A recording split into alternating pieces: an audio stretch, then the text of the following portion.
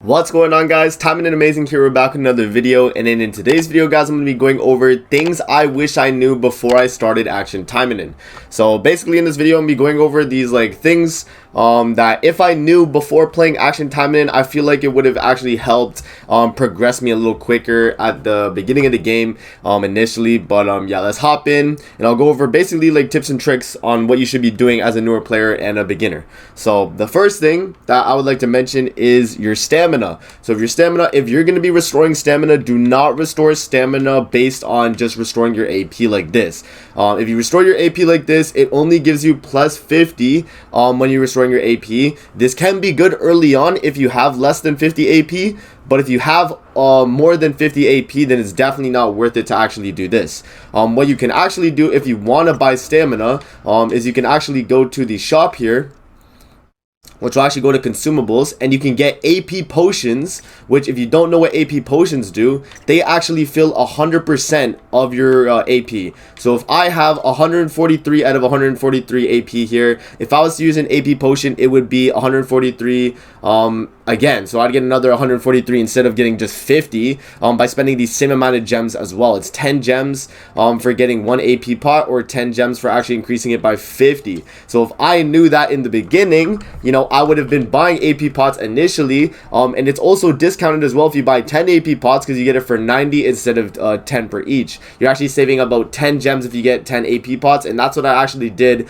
once I found out about this little method right here. So that's going to be the first thing to note about this. That's going to be the first thing to note in the video here. The next thing to note is that costumes in Action Taimanin actually give you stats, so it is worth getting every single costume for your character if you main that character.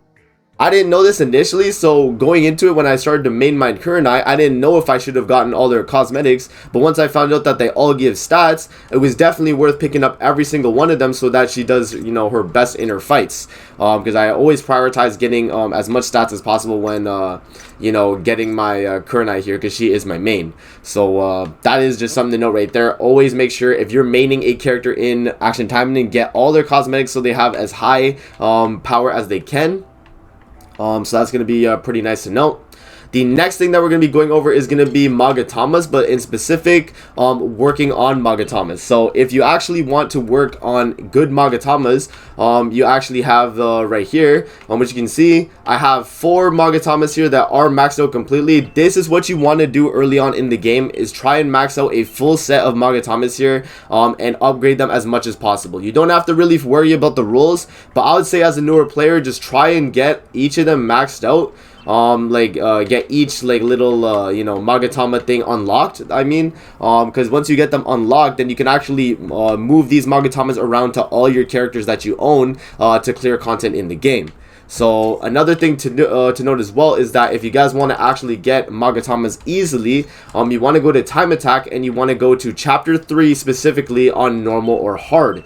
And the reason you want to do normal or hard on Chapter 3 is actually going to be because you get some pretty nice Magatamas as drops from these. So if you're able to clear hard on Time Attack Chapter 3, you actually get SR crit Magatamas, and then you're actually going to be able to get attack Magatamas, which is pretty good. So if you do normal, you have a pretty decent chance of getting them as well. I would say try and bum rush normal once you get your characters built up enough, and clear normal so you can actually get some SR of both the attack and crit ones, because those are going to be the most important ones in Action Taimanin if you're building out a character right here in terms of Magatamas, right? The next thing I wish I knew from Action Taimanin was the daily quest every single day, depending on what day it was. So initially I didn't know that every single one was half stamina, because I remember I started around the time where all of them were half stamina.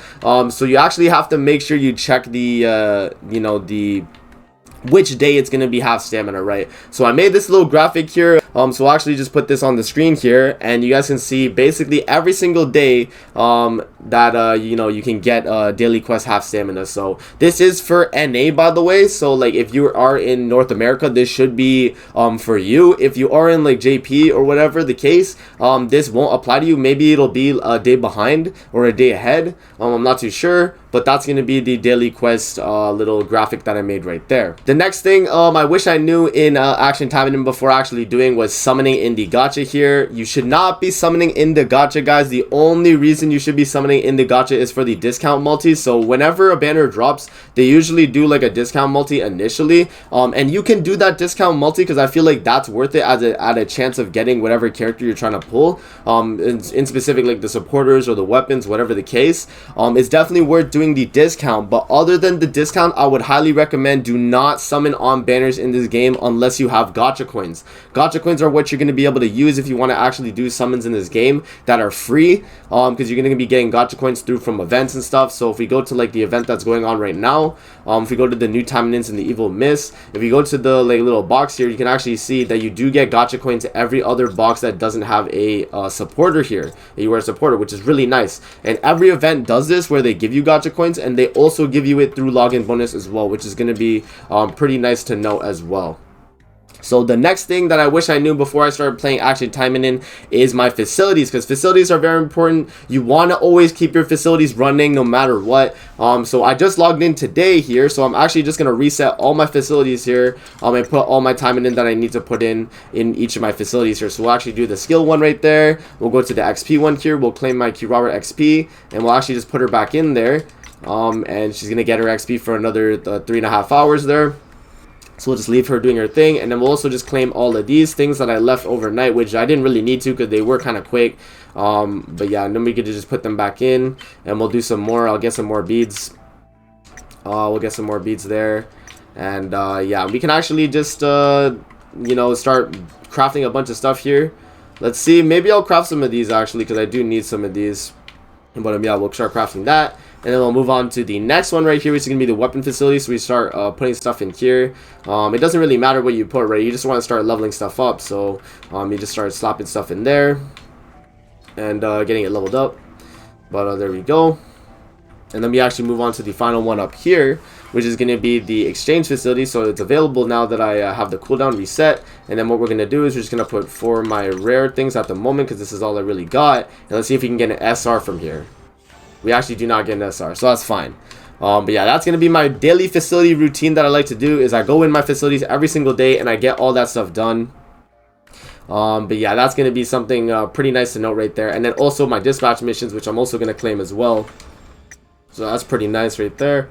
Let's claim through all the dispatch missions. And let's see what we get. That's pretty nice right there. And then you want to, you know, set your dispatch missions again. So you're just going to do all of this. It's only going to require 1 UR for every time for each, so I'm just going to dispatch this and let it go. The next thing I wish I knew before I started playing Action Taimanin would be the arena. So if you actually go to the battle arena here and go into the reward list, you actually get 75 gems a week. If you actually get in top class right here. So once you build up your characters enough, I would say like around like 60, you don't even need to have them all start up. Like you could just go in there and start like going crazy and fighting in the PvP, right? So I went from bronze to top class in about probably like a weekish, you know what I mean? So it doesn't really take that long to get the top class, and that's going to be 75 gems a week. It's kind of like Grand Cross, wherein like every time you do your PvP, you get set to like the rank before it. So like once you complete top class, you're in gold 10, you have to like go up to top class again. But once you get back into top class, you get your 75 gems a week, which is actually like super dope. And I do like the fact that they do that in Action Taimanin here. And another thing to know as well is that every 5 matches will be a real player, but the other 5 matches, if you lose to the real player, will always be bots. So what they're going to do is, if they have a real player, they're going to match you with someone in the, let me show you guys. We'll go to the view ranking. They'll match you with someone in the top 100 right here, right? They're going to take one of the people from top 100. They're going to match them with you just so they can, like, you know, show you what a fight is. You lose. And then the rest of your fights, and your next 5 fights will also be half stamina. Or not half stamina, but your next fights will be against bots, right? So you're just going to fight a bot. Whenever you're fighting a bot, always make sure to do the 100% gain on the thing here. And we'll actually just do a PvP match to show you guys how quick it is when you're facing the bots. But it's not too bad, right? And PvP is auto in this game, so you don't really have to do anything. You just let it do its thing. But we'll just let it auto here. And you can actually kind of like boost your characters by just doing the fast right here, and you can spam cheer as well. But my current knight should kind of just like steamroll through the whole team right here, and we should be perfectly fine. But let's see here. Yeah, as you can see, like my Kira Knight is getting clapped right now just because she got stunned right there. But once she is not stunned, she should be fine there. So let's just see. There we go. And she's gonna fight Shiranui, and then once we beat Shiranui, we're gonna get our rewards, and we're also gonna get a little bit of our ranking here. So let's see here. There we go. Yeah, so PvP when you're facing bots is actually like super easy. You don't really have to worry about that. But once you're done like all your bot matches, you're most likely gonna face a real player. So this is another bot match, as you can see. If they don't have the red stars, it's a bot match. If you see red stars, it's a real player. And at that point, you just take the L and then you just keep fighting the bot matches, which is the way to go about it. And then another thing I wish I knew before actually playing Action Taimanin as well is gonna be the arena store here, because you can actually buy UR weapons for your character. And the best UR weapons you actually want to get is going to be the Viridian set, because the Viridian set is going to increase damage dealt to other Taimanins by 24% and reduces the critical rate of incoming attacks by 16%. And this applies to every Viridian set, because the other sets here, like the Amber set, is actually only going to reduce like duration for debuffs, which is kind of useless. And if you go to the Crimson one, it's going to reduce damage taken from ultimates, but you're not really like using ultimates in PvP, right? It's kind of only like crit rate when you're getting hit. So the Viridian set is the best one you want to actually pick up, and the only set you're actually going to want to pick up as well. So yeah, that's basically going to be it for the video, guys, in terms of stuff I wish I knew before I started playing Action Taimanin. I hope you guys enjoyed the video. Don't forget to like, comment, subscribe as always. If you guys want to see more videos like this, definitely let me know in the comment section below, and I'm going to see you guys in the next video. Peace out and have a great rest of your day.